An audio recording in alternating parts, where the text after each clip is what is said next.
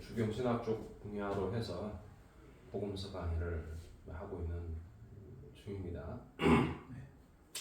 근데 제가 이거 강의하는 걸 들어보니까 뭐가 이렇게 마이크라도 자꾸 해야 될 것 같아요. 목소리가 어떤 때는 틀어드릴까요? 네? 마이크 틀어드릴까요? 아니 뭐 마이크라도 연결해서 그럼 일반 여기 마이크 시간이 걸리잖아요. 그리고 오늘은 그냥 하고 네. 판서를 할 때 이제 뒤돌아서 하다 보니까 소리가 녹음이 잘 안 되는 것 같아요. 그래서 그런 부분들이 있어서 어떤 때는 녹음이 또 잘 돼. 시간 20초면 됩니다. 네? 20초면 돼요. 그래요. 해봐요. 그래서 이게 뭐 녹화에 있는 분들이야 얼굴 보면서 소리도 들어가면서 하지만 영상으로 공부하시는 분들은 답답하시겠다는 생각이 들더라고요. 아유 좋습니다. 이렇게 돼야 돼. 이렇게. 자, 이렇게 해서 이제 공부를 우리 해야 되겠죠. 성경의 이제 전체적인 흐름들을 여러분들이 이제 이해를 해야 되는데 그 흐름들에 관한 이야기들은 지난번에도 말씀을 드렸고, 그래서 이제 이 복음이라는 것은 신약에만 있는 게 아니다. 여기에 신약을 통해서 신약을 통해서 구약을 해석한다. 이게 이제 복음서를 보는 가장 중요한 시각이에요. 그 신약의 중심적인 인물은 바로 예수님이잖아요. 예수님. 그래서 예수님이 이 구약이라는 것은 이제 다른 말로 율법과 선지자다.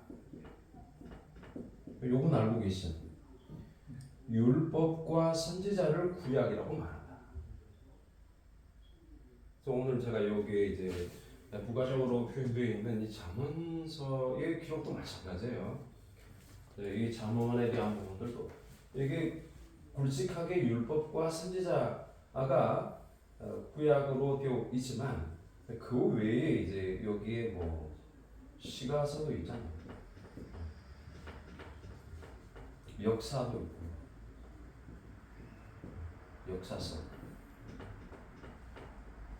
뭐 선지서, 선지자에 관련된 부분들은 이 안에 다 포함돼요. 예언서 같은 경우도 다 여기에 포함되는 거니까 크게 통틀어서 구약을 딱 나누면 이제 다른 말로 율법과 선지자. 그러면 율법이라는 것은 하나님의 자녀된 자들이 하나님 안에서 어떻게 그 의무와 책임을 다해야 된다. 그걸 요구하는 거잖아요. 율법. 천국 백성으로서 천국의 시민, 하나님의 나라의 사람으로서의 표준. 그 부분들을 율법에서 이제 말하고 있고, 이 율법에서는 신론과 인간론에 관한 이게 딱 나와요. 더불어서 뭐 교회랑 정말 이런 부분들은 뭐 다 이게 하나에 들어가 있어요. 하나님 한 분 안에서 모든 게 풀어지는 거지. 하나님을 빼버리고 인간 자체로는 될 수가 없는 거죠. 그러니까 하나님을 향하여 있는 계명 1계명에서 사람을 향하여 있는 계명 5계명에서 시계명. 이거 모르시는 건 아니잖아요. 그럼 이 모든 내용들을 우리는 율법이라고 말하는데 이 율법에 대한 부분들을 우리가 하나님이 어떤 분이신가? 사람은 누구인가? 이런 부분들을 정확하게 이제 시계명 안에서 아주 함축적으로 요약해서 우리에게 명령하고 있다. 사람은 요것을 행해야만 이것을 행해야 생명이 된다. 생명이다. 혹은 생명의 지속적 가능성을 근거로 하고 있다. 이렇게 여러분들이 알고 계셔야 돼요. 그런데 사람들은 이 율법을 뭐 사람들이라기보다는 우리 유대교에서 보면 유대교 입장에서 보면 법을 주셨어요. 근데 그 법을 갖고 사느냐 못 살죠. 그러니까 다시 돌아가라. 그래서 선지자들이 이 율법을 환기시켜주는 역할을 해요. 사람들이 그 당대에 갖고 있는 여러 사상, 그 다음 체계, 정치적 체계, 혹은 여기와 관련돼서 문화, 그 다음에 종교. 이제 참배 종교를 말하는 건 아니에요. 이런 부분들이 배경으로 있는 그런 현실적인 이건 현실. 그들이 속해 있는 현실.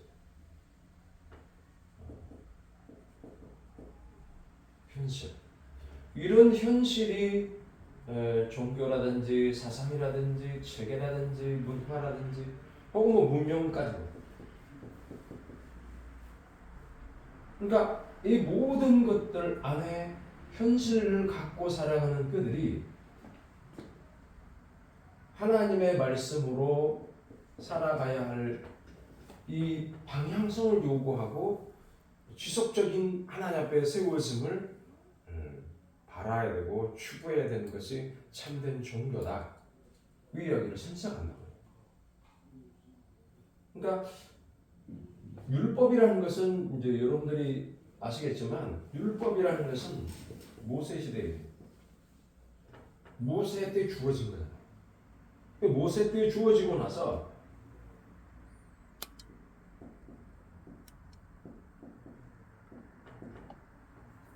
출애굽을 통해서 이 출애굽을 통해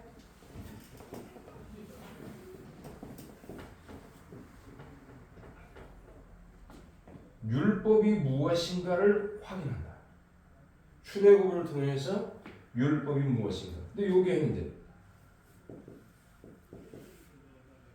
하나님에 관한 부분 더하기 사람에 관한 이 부분 여기 주어집니다. 그럼에도 불구하고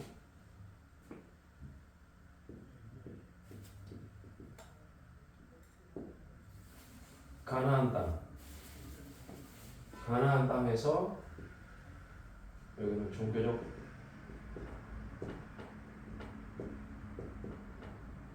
타락을 가나안 땅에서 이건 다 알고 있잖아. 근데 왜 타락하느냐? 타락하는 가장 큰 이유는 뭐냐면 현실 문제냐, 현실이냐.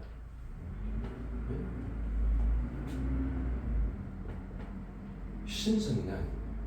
그러니까 인간이냐, 아니면 하나님이냐. 인간의 현실이냐, 하나님의 속성적 성품으로서의 신성을 의미하느냐. 이 첨단적 싸움이 오늘도 있고 그때도 있었다는 이 싸움. 그러니까 이런 싸움 속에서 선지자들은 주님으로부터 기름 부음을 받고 말씀을 가르친다. 그렇죠? 이때는 이제 선지자만 있었던 것이 아니고 이 시대로 보면은 선지자에서 또 뭐가 옵니까? 제사장들은 이미 있었잖아요, 그렇죠? 선지자, 제사장, 그 다음에 왕들, 선지자와 제사장들과 왕들, 이 모든 부분들은 이렇게 이 속에서 하나님이 누구신가를 계속해서 보여주고 되는 데는 역사, 이거를 특별 계시의 역사다 이렇게 말해요. 그럼 왜 특별 계시냐? 일반 계시가 아니고 자연 계시가 아니고 이게 아니고 왜 특별 계시냐? 왜 특별 계시냐면은 이거는 예수님이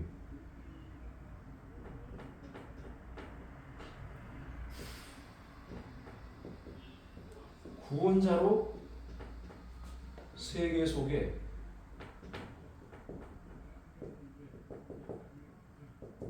오신다. 예수님이 구원자로서 세계 속으로 오신다.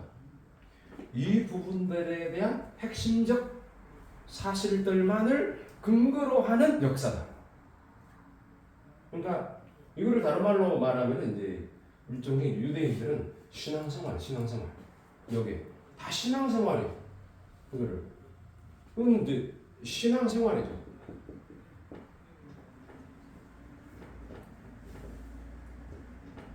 하나님을 믿음으로 말미암아 예배하고 그 다음에 그 내용을 받아 삶 속에서 이웃사랑 실천한다. 이거예요. 이게 신앙생활. 그런데 신앙생활은 역사가 시작되면서 계속해서 실패의 연속이다. 실패가 계속해서 나타난다. 그럼 실패가 왜 오느냐? 실패는 이 실패는 현실은 몸에 속해 있고 이거를 인간은 몸의 욕망과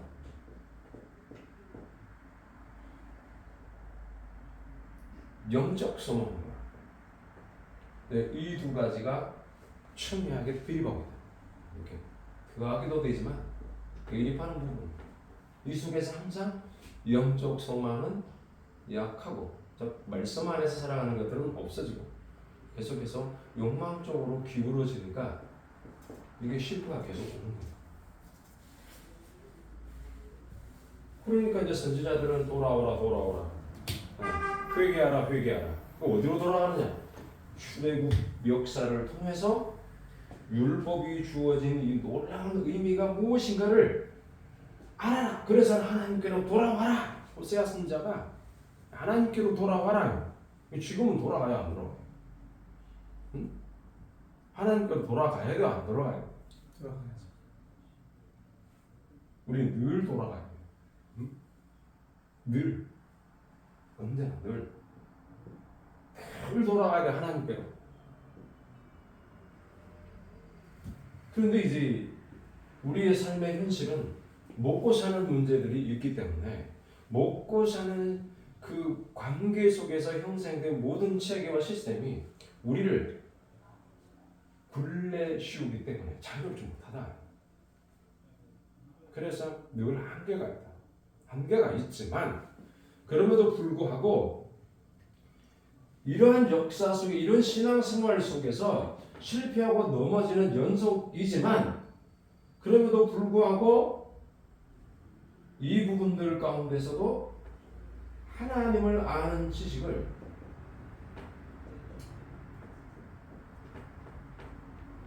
계속해서 공급받는다.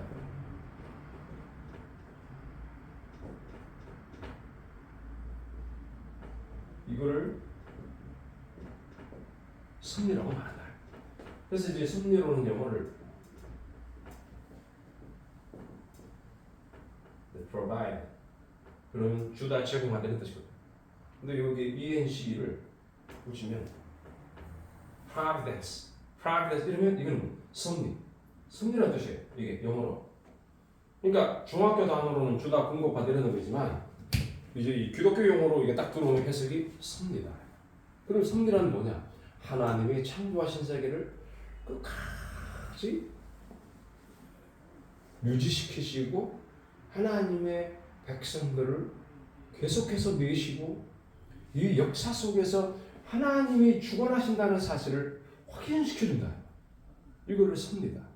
반면에 하나님의 섭리가 있으면서도 동시에 하나님의 그 역사 속에서 일어나는 수많은 심판들이 같이 공존합니다. 하나님 편에 있는 자들, 하나님을 사모하는 자들은 그런 보호하심 속에 있는 것, 이거를 은혜라고 보고, 그리고 하나님을 떠난 자들, 신앙생활하는 기독교인들도 해당되는 겁니다. 하나님을 떠나서 자기 생각대로 사는 사람들을 향하여는 끊임없이 하나님이 심판한다. 심판이라는 게 뭐예요? 다 우리 다 예수를 믿고 있다고 생각하지만 착각이거든요. 여러분들이 예수를 믿는 거 아니에요. 여러분이 예수를 믿는 것이 아니고 주의 영, 성령이 저와 여러분 안에 우리 주를 믿게 하는 거죠. 그러니까 그런 일차적인 하나님이 누구신가에 대한 이 부분들이 없으면 저보다 뭘로 간다? 자기가 믿음을 갖고 우리 신앙생활하는 자기 자랑으로 가서 자기만의 하나님을 만드는 거예요. 유대인들이 율법을 우리가 지키고 순종해야 된다는 건 알았어요. 하나님의 이름을 두려워했어요. 그래서 하나님 여호와의 이름이 이 하나님의 여호와라는 이름을 함부로 말을 할 수가 없어요. 어떻게? 이거를 아도나이. 그러니까 이제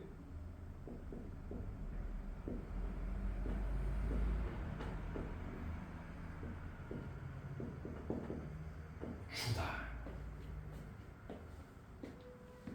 그러니까 사도 베드로가 뭐 예수 그리스도를 통하여 주와 그리스도로 삼았다. 누가? 아버지가.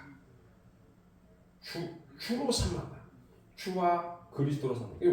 그러면 예수님을 주로 삼았다는 말은 무슨 뜻이에요? 예수님 하나님이라. 예수님이 하나님이시라는 거예요. 그러니까 다시 돌아와서 이게 사도가 그렇게 고백하는 거예요. 사도들이 바울이라든지 베드로,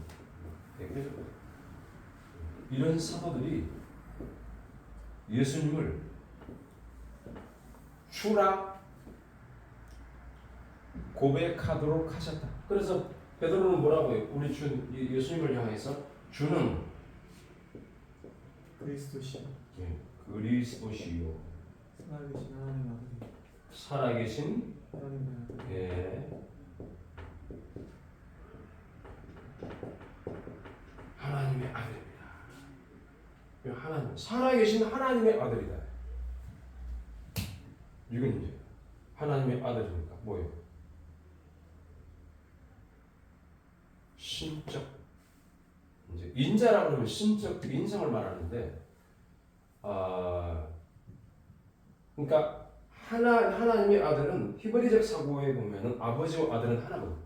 그러니까 예수님이 하나님이라는 의미를 이와 같이 표현하는 겁니다. 그러니까 어떤 면에서 보면 하나님의 아들이라는 표현이 성경적 표현을 빌려온 것이지만 사실은 유대인들의 분위기를 무서워했던 것 같아요.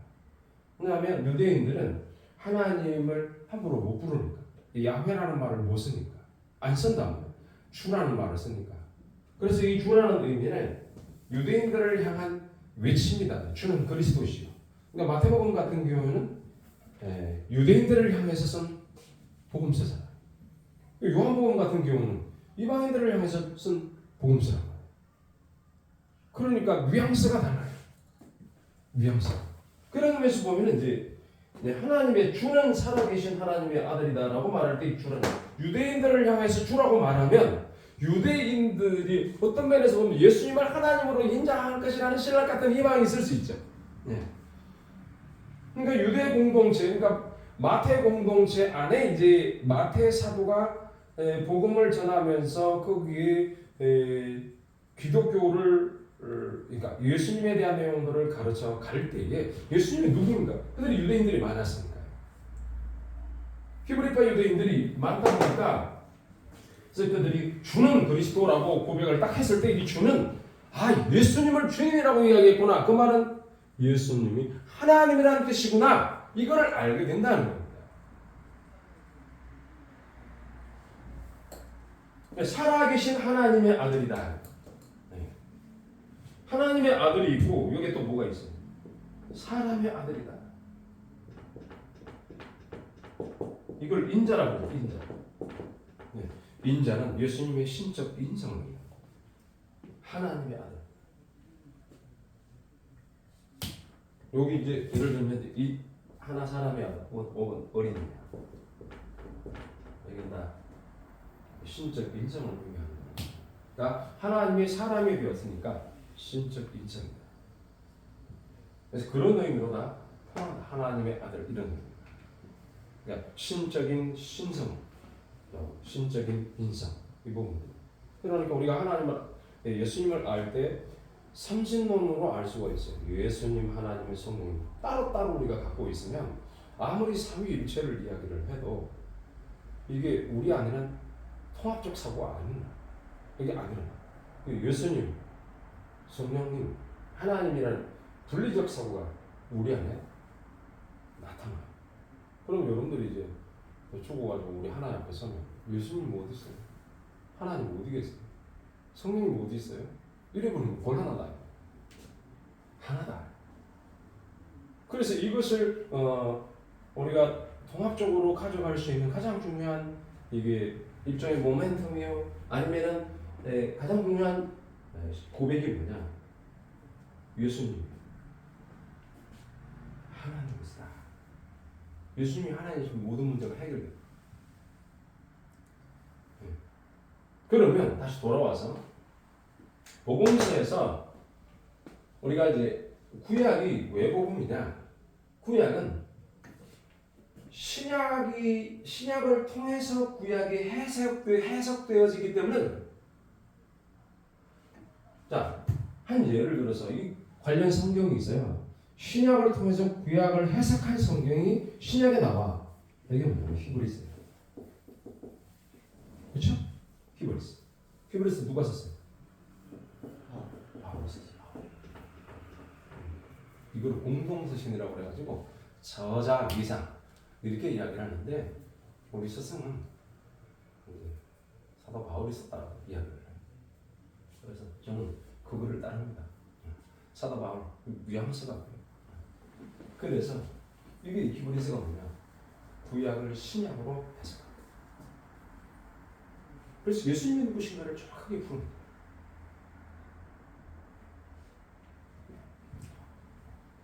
오늘날 이 시대에도 이제 무엇이 복음이냐 했을 때 이런 근거를 갖고 계속해서 살아가야 됩니다.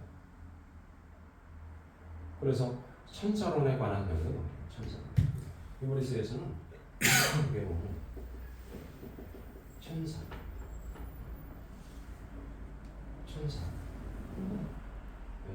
그 다음에 천국. 뭐 이런 신학적 용어들이 함축되어 있을 거야. 그리고 이제 천국을 할 때 뭐라고 되어 있냐면 우리를 둘러싼 허다한 증인들, 네. 장자들의 총회,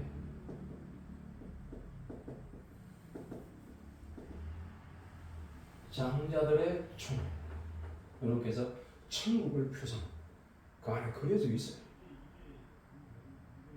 그러면서 이제 이 장자들의 총회라는 의미는 어디에 갖고 있어요?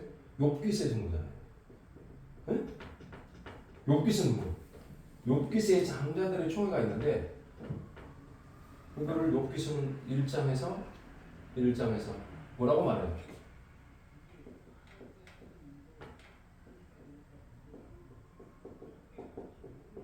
하나님의 아들들의 모임이다. 하나님의 아들들. 하나님의 아들들이 모여 있는데 사단도 거기 왔더라. 이렇게 되어 있잖아요. 그렇죠? 하나님의 아들들. 장자들의 총회다. 그럼 하나님의 아들들은 뭘 말하는 거예요? 하나님의 아들들이 뭐예요? 천사를 하나님의 아들들이라고. 천사.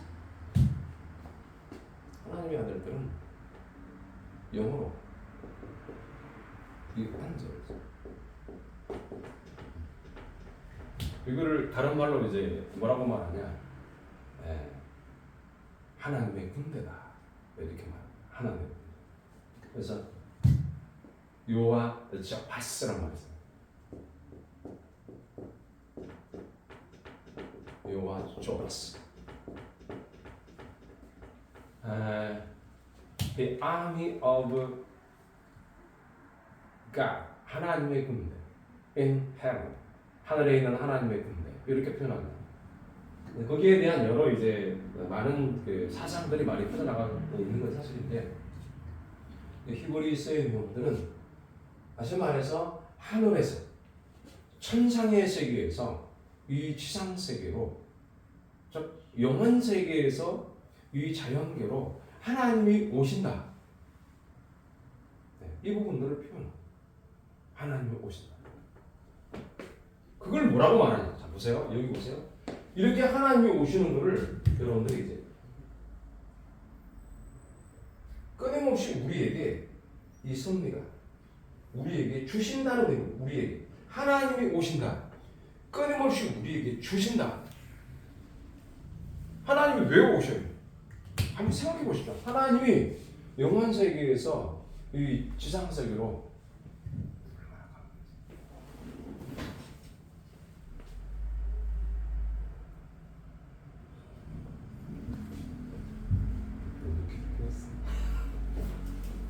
그러면 다음 시간에 제가 계속 이어서 할 건데,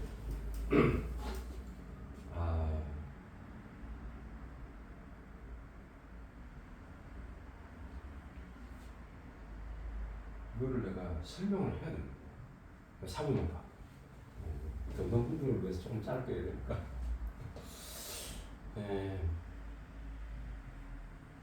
보세요. 창세 때, 그러니까 하나님이 천지를 창조하실 때 사람을 창조했잖아요. 창조할 때 우리의 형상을 따라 우리의 모양대로 사람을 만들자. 이런 부분들이 뭘 의미하느냐? 단순히 우리는 사람이 하나님으로부터 지음을 받았어. 요걸로 이제 되게 생각하는 거 문자적인. 그 이면에 무엇을 의미하는가가 성경 전반적으로 전체가 흘러가요. 자, 그때 이거만 하나 이제 넘어가야 될 게 뭐냐면, 그때는 사람이 하나님과 하나다. 영적인 결합 상태에 있었다. 이거를 뭐라고 말해요? 요한계시록에서 혼인잔치라는 말이에요. 신랑과 신부의 개념. 하나예요. 하나의 개념을 갖고 있다는 거예요. 그러니까 하나의 개념을 갖고 있는 이 the most ancient church, 아주 태고적 교회들은 그와 같은 사상과 하늘의 것을 갖고 살았단 말이에요. 그런데 타락하면서 그에 대한 내용들이 점차적으로 자연주의화되기 시작했단 말이에요. 그게 없어지고 아주 잃어버렸어. 아주 하나님에 대한 모든 내용과 사고들이 아주 잊어버렸어. 그래서 뭐가 일어나? 노항수가 일어나. 노항수가 일어나도 회복이 안 돼요. 심판은 있더라. 그래서 우리 주님이, 바로 도입으로 들어갈게. 그러니까 결론으로 들어가면 우리 주님이 왜 오셔야 되는가? 왜 오셔야 되는가?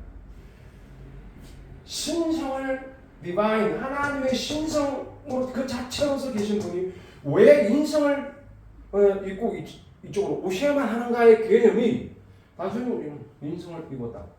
그래서 예수님은 인성과 신성이 함께 있다. 그러나 섞이지 않는다. 뭐 이런 문자적 개념에 그냥 달달달달 외우는 게 이렇게 되어 있잖아요. 근데 그걸 그렇게 풀면 어려워. 30 넘어. 그렇게 풀지 말고 하나님이 사람에 되어 오신 예수님으로 오신 그 이유는 뭐냐면, 하나님은 끊임없이 우리에게 뭘 준다? 공급하신다. 그럼 예수님의 라이프 스토리를 보면 예수님이 태어나기 전에 뭐가 있었어요? 수태고지가 있죠. 태어날 거다. 그리고 태어났어요. 태어나서 유아기를 보내고 이제 교육이 거기까지만 되어 있지만 그 다음 공적 사역을 하고 살잖아요. 말씀을 듣고 살다가 죽잖아요. 죽으시고 부활하잖아요. 그리고 부활해서 승천해서 하나님 우편에 계시잖아요.